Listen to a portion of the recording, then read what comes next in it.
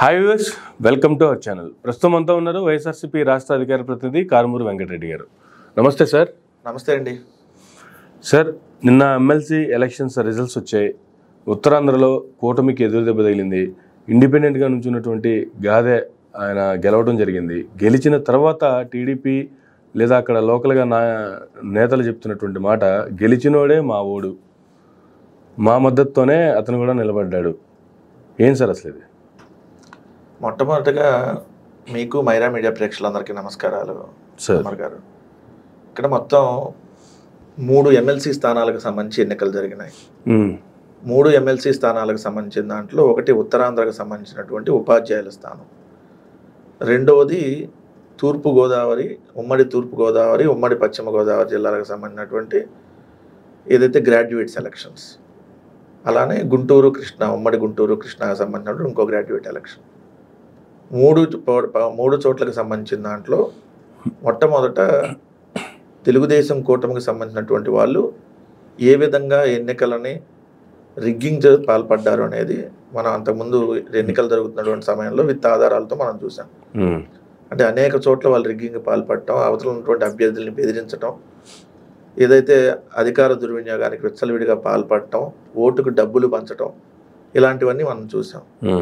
అలా ఓటుకు డబ్బులు పంచి 2 స్థానాలను ఏదో విధంగా కైవసం చేసుకున్నారు. ఇది గుంటూరు కృష్ణ, అదేవిధంగా పశ్చిమ గోదావరి, తూర్పుగోదావరి.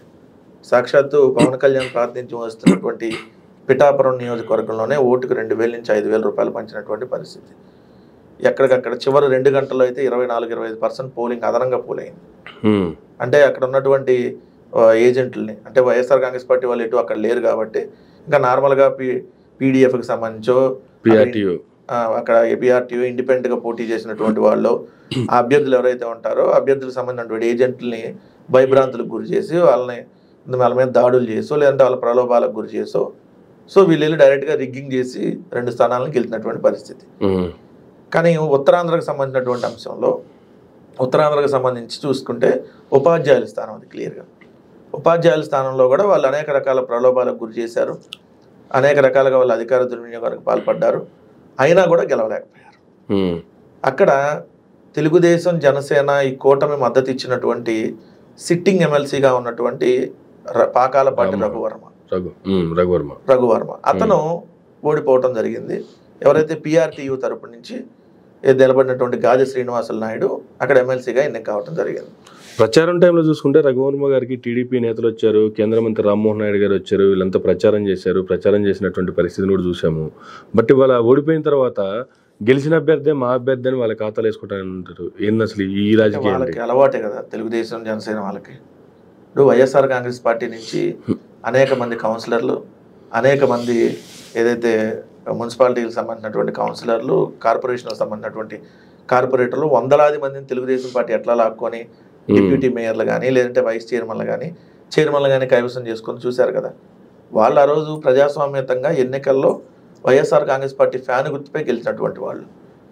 వాళ్ళకి 0 సీట్లు ఉన్న ఏలూరు కానీ, ఏదైతే వాళ్ళకి ఎక్కడ మెజార్టీ లేనటువంటి 0 సీట్లు ఉన్న నెల్లూరులో కానీ వాళ్ళు ఏ విధంగా డిప్యూటీ మేయర్లు కైవసం చేసుకున్నారని మీరు చూశారు కదా. మొన్న తిరుపతిలో సాక్షాత్తు చూశారు కదా, దాడులు చేసి ఏదైతే సాక్షాత్తు కార్పొరేటర్లు ఉన్న బస్సు, అక్కడే మేయర్గా ఉన్నటువంటి బీసీ మేయర్గా ఉన్నటువంటి ఏదైతే ఎస్సీ ఎంపీ ఉన్నటువంటి ఆ బస్సు మీద దాడి చేసి కార్పొరేటర్ని కిడ్నాప్ చేసి, ఎమ్మెల్సీని కూడా కిడ్నాప్ చేసి డిప్యూటీ మేయర్ పదవిని ఎలా కైవసం చేసుకున్నారో చూసాం కదా. మన తుని నుంచి అనేక మున్సిపాలిటీలు మనం ఎలా కైవసం చేసుకున్నారో వాళ్ళు చూసాం కదా. సో ఇప్పుడు ఇది కైవసం చేసుకోవడానికి, బెదిరించి తీసుకోవడానికి లేదు కదా. అవతల అభ్యర్థి గెలిచాడు, గెలిచిన అతను వైఎస్ఆర్ కాంగ్రెస్ పార్టీ కాదు. వైఎస్ఆర్ కాంగ్రెస్ పార్టీ అభ్యర్థి అనుకో ఏం చేస్తారు? వైఎస్ఆర్ కాంగ్రెస్ పార్టీ అంటే ఏదో ఒక విధంగా మా మీద బురదల్లో ఏదో చెప్పడానికి అవకాశం ఉండేది. సో గెలిచినటువంటి అతను పిఆర్టీయూ అనేటటువంటిది అదేం రాజకీయ పార్టీ కాదు, సో ఒక అసోసియేషన్గా ఉంది. సో అందుకని ఆ అభ్యర్థి కూడా మేము మద్దతు ఇచ్చిన అభ్యర్థి అని చెబుతున్నారు. అక్కడికి అంటే ఎవరికో పుట్టినటువంటి బిడ్డకి కూటమి ప్రభుత్వం తండ్రి అని చెప్పుకున్నట్టు ఉంది. సిగ్గన్నా ఉండాలి కదా మనం మాట్లాడటానికి. మాట్లాడేటటువంటి అచ్చెన్నాయుడు గారికి సిగ్గు ఉండాలి కదా. రే ఓడిపోతే ఓడిపోయామని చెప్పండి సార్, 2 గెలిచాం కదా మేము, ఆ 3వది ఎందుకు ఓడిపోయామో సమీక్షించుకుంటాం, ఉపాధ్యాయులు ఎక్కడ వ్యతిరేకతుందో చెక్ చేసుకుంటాం అని చెప్తే అది ఒక పద్ధతి. అది కూడా మేమే పెట్టామంటే నువ్వు ఎక్కడ గాది శ్రీనివాసులు నాయుడుకి సంబంధించి మీరు ఎక్కడ సపోర్ట్ ఇచ్చినటువంటిది ఎక్కడా లేవు. కానీ ఎవరైతే మీరు రఘువరంకి సంబంధించి మీరు ప్రచారం చేసిన అన్నిటి మీకు ఆధారాలు చూపిస్తాను. ఇదిగోండి, డెంకాడ జడ్పీ పాఠశాలలో నేను మీకు పంపిస్తాను, మీరు బ్యాక్గ్రౌండ్లో ప్లే చేయండి. డెంకాడ జడ్పీ పాఠశాలలో ఉపాధ్యాయులతో మాట్లాడుతున్న తెదాపా జిల్లా అధ్యక్షుడు కిమిడి నాగార్జున. ఏది తెదాపా జిల్లా అధ్యక్షుడు ఏమని, రఘువరంకి మద్దతుగా ఓట్లేయమని చెప్పి, రఘువరం విజయానికి కృషి చేయాలి ఎమ్మెల్యే అదితి గజపతిరాజు, రఘువరం విజయానికి పనిచేయండి సమావేశమైన పోలిట్ బ్యూరో సభ్యుడు అశోక్, మంత్రి శ్రీనివాసు, ఎంపీ అప్పలనాయుడు, ఎమ్మెల్యే అదితి. శ్రీకాకుళం, విజయనగరం, విశాఖపట్నం ఉపాధ్యాయ అధ్యాపక మరియు ఆచార్య మిత్రులకు విజ్ఞప్తి. పాకాలపాటి రఘువరంకు మొదటి ప్రాధాన్యత ఓటు వేసి గెలిపించ ప్రార్థన. పైన చంద్రబాబు నాయుడు, లోకేష్, పవన్ కళ్యాణ్, తెలుగుదేశం అధ్యక్షుడు ఫోటో. ఉత్తరాంధ్ర ఉపాధ్యాయ ఎమ్మెల్సీ ఎన్నికల్లో శ్రీ పాకాలపాటి రఘువరంకు జనసేన మద్దతు 22/2/2025 మన ఫిబ్రవరిలో మద్దతిస్తా డైరెక్ట్గా. సో ఉత్తరాంధ్ర టీచర్స్ ఎన్నికలకు సంబంధించిన అంటే రఘువరంకే కూటమి మద్దతు. తెదాప రాష్ట్ర అధ్యక్షుడు పల్లా వెల్లడి. ఇంకా పార్టీ తరఫున పోటీ చేసిన అతనికి ఇంకా పార్టీ మద్దతు ఇవ్వకపోతే ఎలా ఉంటుంది? ఇంకా అందరూ ఎంత దారుణం అంటే ఆ అభ్యర్థి వాళ్ళ అభ్యర్థి అయితే గెలిచిన అభ్యర్థి మా అభ్యర్థి, ఓడిపోయిన అభ్యర్థి మా అభ్యర్థి కాదు అంటున్నారు. అంటే ఎవరు గెలిస్తే వాళ్ళు వీళ్ళ అభ్యర్థి. అంటే వీళ్ళకి పక్క పార్టీ నుంచి లాక్కోవటం ఇవన్నీ వీళ్ళకి అలవాటు అయిపోయింది కాబట్టి, చంద్రబాబు నాయుడు గారికి ఎప్పుడు అదే తంతు ఉంటుంది కాబట్టి పక్క పార్టీలోంచి తీసుకొని వాళ్ళకి పెద్దపీట వేయటము, వీళ్ళు గెలవపోయినా కూడా ఆ మేయర్లు కానీ డిప్యూటీ మేయర్లు కానీ ఏదో ఒక విధంగా కైవసం చేసుకోవడానికి పక్క పార్టీ వాళ్ళని ప్రలోభాలకు గురి చేసో, బెదిరించో, కిడ్నాపులు చేసో లాక్కోవటం. ఇప్పుడు ఆల్రెడీ ఆడ గెలిచాడు కాబట్టి కుదరదు కాబట్టి మా అభ్యర్థి అని చెప్పుకుంటున్నారు. ఆయన చెప్పాలి అప్పుడు వరకు ఆయన అభ్యర్థిని. మాకు అవునా, మాకు ఎప్పుడు మద్దతు ఇచ్చాడు మా తెలియదు అంటున్నాడు ఆ గెలిచిన అభ్యర్థి. సో క్లియర్గా ఇన్ని ఎవిడెన్స్లు ఉన్నాయి. ఈవెన్ రామ్మోహన్ నాయుడు గారి వీడియో కూడా ఉంది. సో వీళ్ళు డైరెక్ట్గా ప్రెస్ మీట్లు పెట్టి అఫీషియల్గా వాళ్ళ కోసం తిరిగి పనిచేసింది ఉంది. ఇప్పుడు మాది కాదు అంటున్నారు, అంటే ఓడిపోయేటప్పటికి. కానీ ఒకటైతే గుర్తుపెట్టుకోవాలి, 3 జిల్లాలకు సంబంధించినటువంటి ఉపాధ్యాయులు ఖచ్చితంగా ఈ ప్రభుత్వానికి చెంపపెట్టు లాంటి తీర్పు ఇచ్చారనేది వాస్తవం. ఎందుకంటే అధికారంలోకి వచ్చినటువంటి 9 నెలల్లో ఎవరు కూడా బయటపడరు. దాదాపుగా 2 years అన్న దాటాలి. ఎందుకంటే ఇప్పుడు మళ్ళీ 4.5 ఏళ్ళు వీళ్ళని ఇబ్బంది పెడతారనేటటువంటి ఆలోచన ఉంటుంది కదా. అయినా కూడా వాళ్ళు డేర్గా వాళ్ళ వ్యతిరేకత ఏముందో ఉపాధ్యాయులు స్పష్టంగా చెప్పారు, ఈ కూటమి ప్రభుత్వానికి మేము వ్యతిరేకిస్తున్నాం. అందుకనే సిట్టింగ్ ఎమ్మెల్సీగా ఉన్నతను కూడా ఓడించారు.